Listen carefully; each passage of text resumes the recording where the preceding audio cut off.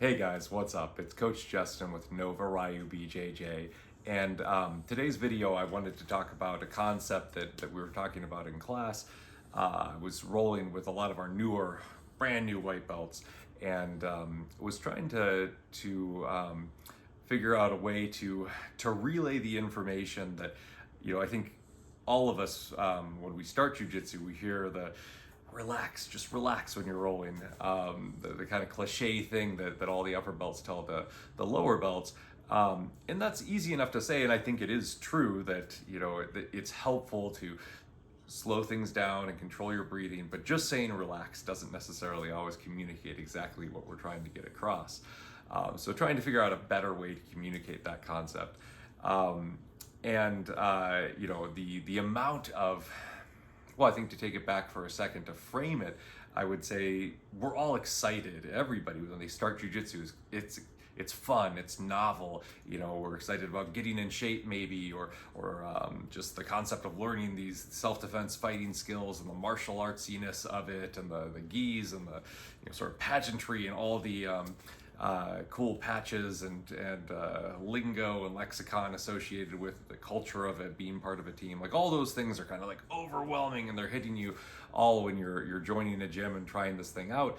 And it's a very physical activity, and it can be pretty intimidating to step on the mat and start rolling. And so there's this miasma, this whole constellation of things going on that, of course, we're at level 10 then when we start rolling for the first time, and it's fun, and we want it to be fun. We want people to be active. We want, during rolling, we want to move around, and we want it to be challenging, and to work up a sweat, and to be dynamic.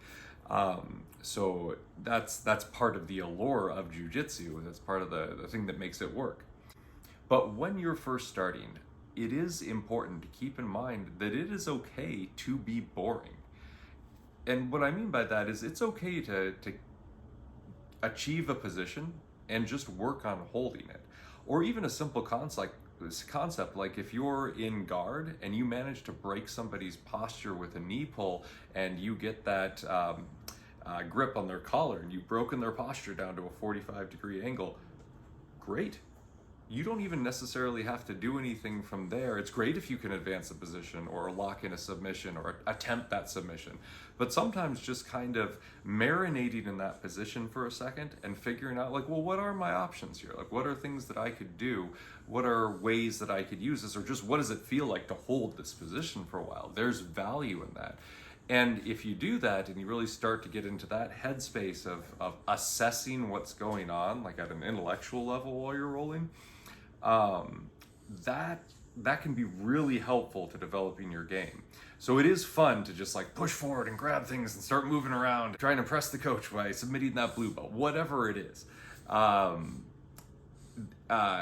there's definitely room in jiu-jitsu to get after it, to go forward and start really, moving and really trying to achieve a level of success.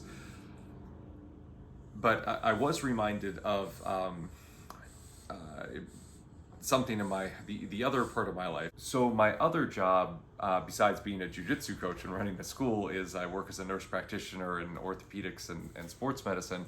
And I like outdoors stuff, and so some of the continuing medical education courses that I'll do are like the wilderness medicine ones. And one particular conference at Mount Rainier, they were one of the instructors was talking about a concept that I think is really valuable, sort of as a life principle, but it's certainly applicable to jiu-jitsu, and that's this concept of don't just do something, stand there. So whenever there's like a high stakes or high adrenaline situation, there's, for a lot of us, this sort of gut level, visceral, we need to act, we need to jump in there and start doing stuff. We need to make this better somehow. And that's an admirable impulse. Obviously we want to make things better. If somebody's in a bad way, medically speaking, like, we want to take action. But for instance, the instructor at this course was talking about, if you're walking along a hiking trail out in the middle of nowhere somewhere, and you come upon another hiker that's been attacked by a wild animal, The natural inclination might be to rush in and start helping that person and administering aid. That's a good impulse. That's an admirable, heroic impulse. On the other hand, it might be more beneficial, rather than just charging right in and doing the medical thing, it might be good to take a beat, look around, assess, make sure that a wild animal is still not there before you go in to try and administer aid. So situational awareness, not just charging in. Don't just do something, stand there.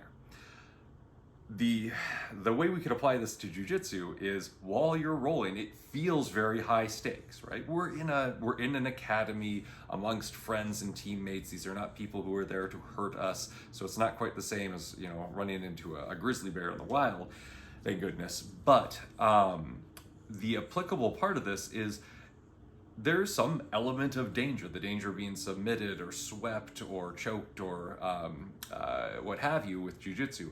And so you don't just have to go charging in, even if it's an admirable impulse. I want to pass this person's guard. Cool, we want you to pass that person's guard.